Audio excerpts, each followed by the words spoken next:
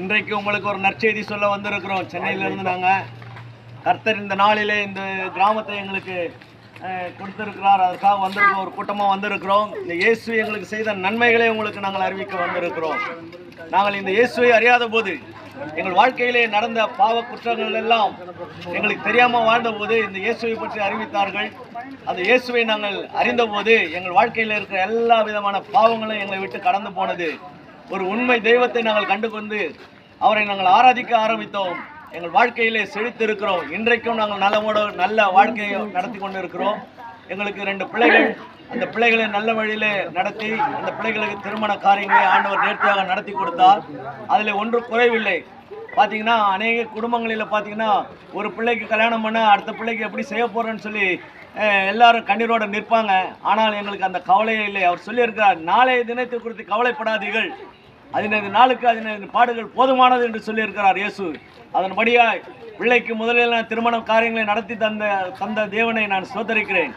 நல்ல இடங்களிலே எங்கள் கிராமங்களிலே எங்கள் ஊர்களிலே நல்ல அரசாங்க உத்தியோகத்தில் இருந்தவங்க 60,000 80,000 சம்பளம் வாங்கினவங்க கூட பேர் சொல்லி ஒரு திருமண மண்டபத்தை எடுத்து திருமண காரியங்களை செய்ய முடியவில்லை. ஆனால் எனக்கோ இந்த ஆண்டவருடைய ஏற்றுக்கொண்டு வந்தபோது இந்த ஆண்டவரை எல்லாவற்றையும் எங்களுக்கு 100க்கு 100 நடத்தி தந்தார். அது கடன் இல்லாமல் செய்து கொடுத்தார். எல்லாவற்றையும் நேர்த்தியாகவும் செம்மையாகவும் நடத்தி கொடுத்தார். பிறகு அதே ஒரு இடத்துல என் மகளுக்கும் திருமண காரியங்களை வாய்ப்பு பண்ணினார். பார்த்தீங்களா, பணம் கையில் இருக்கிறவங்க கூட இப்படிப்பட்ட காரியங்களை செய்ய முன் வர முடியாது. பணம் இருந்தவர்கள் செய்வதற்கு எத்தனையோ இடையூறுகள் இருக்கும். ஆனால் எங்களுக்கு ஒன்றுமே இல்லை. கர்த்தரை 100க்கு 100 அவர் சொன்ன வார்த்தையின் பிரகாரமாக நாளைய தினத்தை குறித்து கவலைப்படாதீங்க, 15 நாளுக்கு 15 பாடுகள் போதுமானது. முதலாவது தேவனுடைய ராஜ்யத்தையும் நீதியும் தேடுங்கள், எல்லாம் உங்களுக்கு கூட கொடுக்கப்படும் என்று சொன்ன கர்த்தர் எங்களுக்கு அப்படியே கூட கொடுத்து இன்றைவர்களும் நடத்தி கொண்டிருக்கிறார். இந்த நற்செய்தியை தான் நாங்கள் சொல்ல வந்திருக்கிறோம். இந்த இயேசுவை நம்புகிறவர்களுக்கு ஒரு நன்மை குறையப்படாது. சங்கீதம் 34:10 எப்படியா சொல்லிடு, சிங்கக்குட்டிகள் சாட்சி அடைந்து பட்டினி கிடக்கும், கர்த்தரை தேடுவருக்கும் ஒரு நன்மையும் குறைபடாது, ஒரு நன்மையும் குறைபடாது. சங்கீதத்தில் இப்படியா இருக்குது. அல்லேலூயா. சங்கீதக்காரன் தாவீது இப்படியா பாடுகிறார். அல்லேலூயா. கர்த்தரின் மெய்ப்பராக இருக்கிறார், நான் சாட்சி அடையேன். அவர் என்னை புல்லுள்ள இடங்களில் மேய்த்து அமர்ந்த தண்ணீராண்டை என்னை கொண்டு விடுகிறார். அவர் என் ஆத்துமாவை தேற்றி நம்முடைய நாமத்தின் நிமித்தம் என்னை நீதியின் பாதையில் நடத்துகிறார். நான் மரண இருளின் பள்ளத்தாக்கில் நடந்தாலும் பொல்லாப்புக்கு பயப்படேன், தேவரீர் என்னோடு கூட இருக்கிறேன், உங்கள் கோலம் தடியும் என்னை தேற்றும் என்று சொல்லி ஆண்டவர் வாக்கு பண்ணினவர், வாக்கு மாறாதவர் இருந்து எங்களை இன்ன வரையிலும் எந்த ஒரு காரியத்தையும் நாங்கள் எங்கே யாரையும் எழுந்து நிற்கவோ, யாரிடத்துல போய் கேட்கவோ, ஒரு பெரிய மனிதனை போய் பார்க்க வேண்டும், இவரை போய் பார்த்தால் எங்களுக்கு இது நடக்குன்னு சொல்லி எங்களை அந்த மாதிரி எண்ணங்களை வைக்கிறதில்லை. விசுவாசிக்கிறவன் நீதிமான் பிழைப்பான் என்று சொல்லி வேதத்தில் எழுதப்பட்டிருக்கிறது. விசுவாசிக்கிறோம், கர்த்தரை நம்புகிறோம், கர்த்தரை எங்களை ஆசீர்வதியா. உங்களுக்கு இந்த நற்செய்தியை நாங்கள் சொல்லுகிறோம். இந்த இயேசுவை நீங்கள் நம்புவீங்கன்னு சொன்னால் உங்கள் வாழ்க்கையில மாற்றம் உண்டு, பாவத்துக்கு மன்னிப்பு உண்டு. பாவம் மன்னிக்கப்பட்டால்தான் பரலோகம் போக முடியும் என்று சொல்லி வேதம் திட்டமாய் சொல்லுகிறது. பாவத்தின் சம்பளம் மரணம், கர்த்தருடைய கிருபை வரமோ நித்திய ஜீவன் என்று சொல்லி வேதத்தில் எழுதப்பட்டிருக்கிறது.